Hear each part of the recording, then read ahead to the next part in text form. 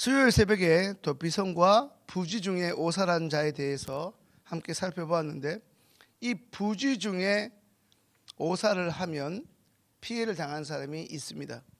그것은 바로 갑자기 가족과 친지를 잃고 피해 보복자가 생기는 것입니다.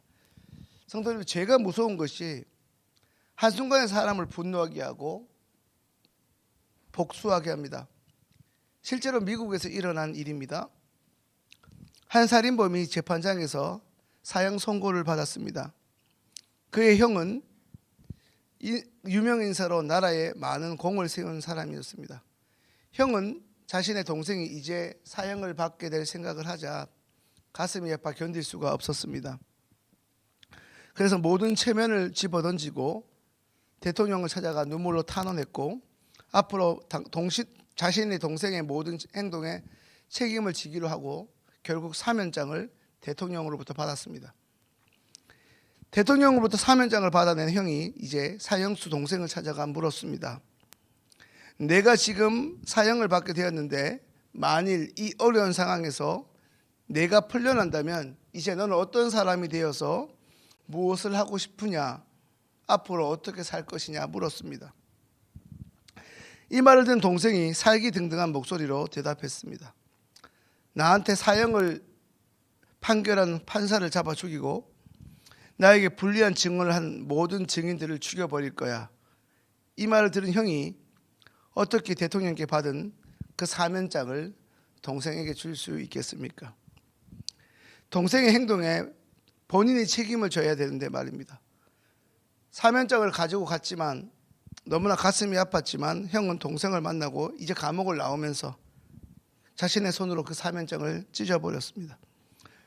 물론 이미 사면장이 나와 있다는 것을 동생이 먼저 알았다면 그러지 않고 다른 반응을 보였을 가능성도 있었겠지만, 중요한 것은 그 동생의 진심이었습니다. 수요일 새벽 말씀 가운데 언급했던 일본에서 손목시계 하나 훔치고 3년 6개월 감옥 생활을 했던 이른바 대도 조서영도 자신을 검거한 일본 경찰에게 복수하고 싶었다고 밝혔습니다. 우리가 교회에 다니면서 신앙생활을 해도 오늘 말씀처럼 피해 보복자가 돼서 이 복수하고 싶은 마음이 항상 우리 가운데 있습니다. 피해 보복은 복수가 아니라 용서로 그 사슬을 끊어내야 합니다. 누군가가 교통사고로 사람을 죽였다고 하겠습니다. 물론 고의적으로 사람을 죽인 것은 아닙니다. 하지만 그 죽인 사람의 가족들로서는 사랑하는 엄마가 죽고 아버지가 죽었으니 얼마나 그 가해자가 원수처럼 보이겠습니까? 그럴 때 그 가해자가 나는 고의로 한 게 아니니까 괜찮다, 아무런 잘못이 없다, 이렇게 할 수 있겠습니까? 결코 그럴 수 없습니다. 내게 형사적인 책임이 없다 할지라도 내 속에는 죄책감이 따라오게 마련입니다. 내가 살인을 문자적으로 하지 않았다 하더라도 미워하고 괴로워하여 본능적으로 죄책감에 쫓기고 시달리게 됩니다. 이것이 성경에서 말하는 내 안에 있는 피해 보복자입니다. 오스카 와일드라는 사람이 이런 말을 했습니다. 부모는 자신들의 어떤 허물이라도 용서하는데 자식들은 부모를 자신의 잣대로 판단하고 재단하고 자신의 부모를 용서하는 법이 거의 없다. 그래서 이 세상의 가장 큰 용서는 부모를 용서하는 것이다 라고 말했습니다. 말씀을 듣고 계신 신실하신 우리 시험기 성도님들 가운데 이제 장성하셔서 이미 부모가 되었고 심지어 조부모가 되었음에도 불구하고 어린 시절 어떤 사건과 어떤 일로 인해서 우리의 부모를 용서하지 못하고 계신 분은 없습니까? 내가 부모라면 자식과 좋은 관계로 지내고 계십니까? 있는 수고를 다하고 가장 용서를 못 받는 위치에 있는 것이 흔히 부모라고 합니다. 진정한 부모 공경은 육체를 뛰어넘어 마음의 존경을 담아내는 일입니다. 이 공경의 마음을 갉아먹는 것이 바로 부모에 대한 원망입니다. 혹시 이 자리에 계시는 분들 가운데 우리 부모님을 여전히 미워하거나 힘겨운 분이 없습니까? 그 이유가 어떤 것인지를 알 수 없지만 분명한 것은 본인에게 깊은 상처로 꽤 오랜 시간 자리 잡았기에 용서하기가 너무 어렵고 아플 것입니다. 그것은 자초지종을 모르는 사람이 감나라 배나라 함부로 말할 수 없는 부분이기도 합니다. 그런 사연이 있는 사람에게 부모를 용서하는 일은 사실 본인의 힘만으로 될 수 없습니다. 오늘 말씀처럼 그의 도피성이신 예수께로 들어가야 할 것입니다. 우리가 평생 맞았다 하더라도 맞은 시간 수를 다 합하면 하루가 안 될 것입니다.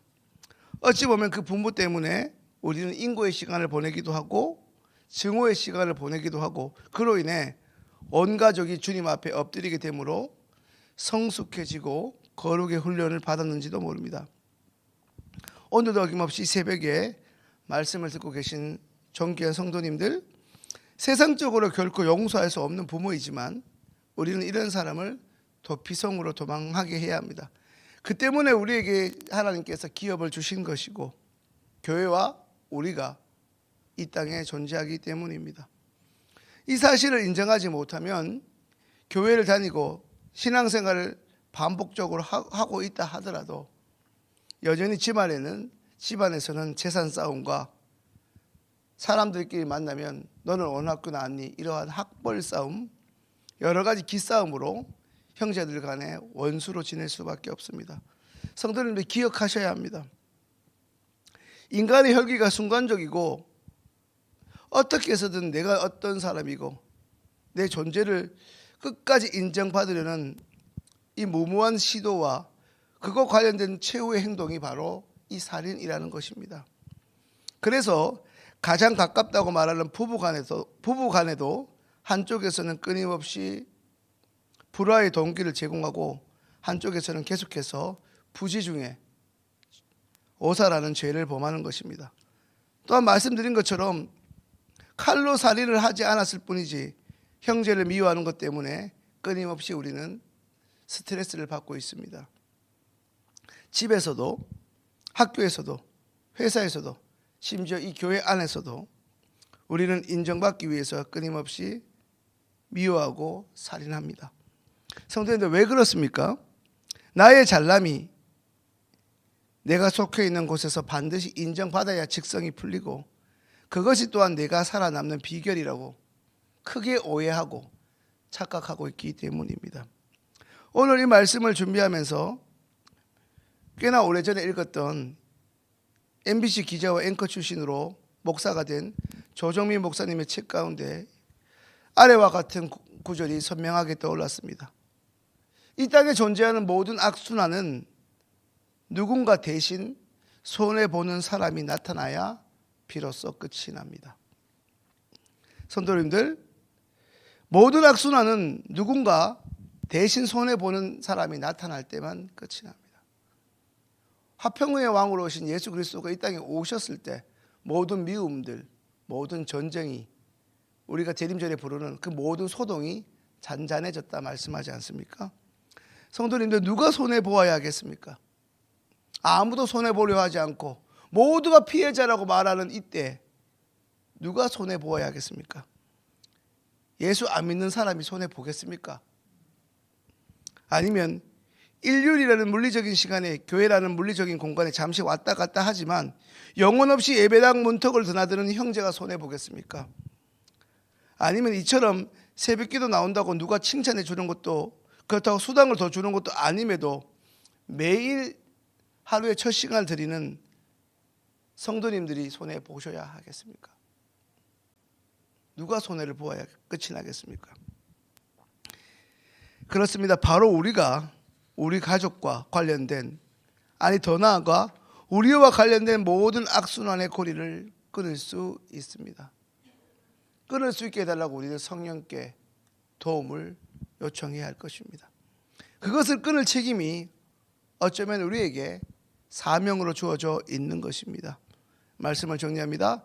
사랑하는 성도님들, 언제부터인가 우리들의 마음속에 가장 가까워야 할 가족에게 그리고 가장 가까운 이에게 꼭 갚아주고 싶은 깊은 마음의 상처가 꽤나 오랜 시간 내 마음속에 응어리로 자리 잡고 있지 않습니까?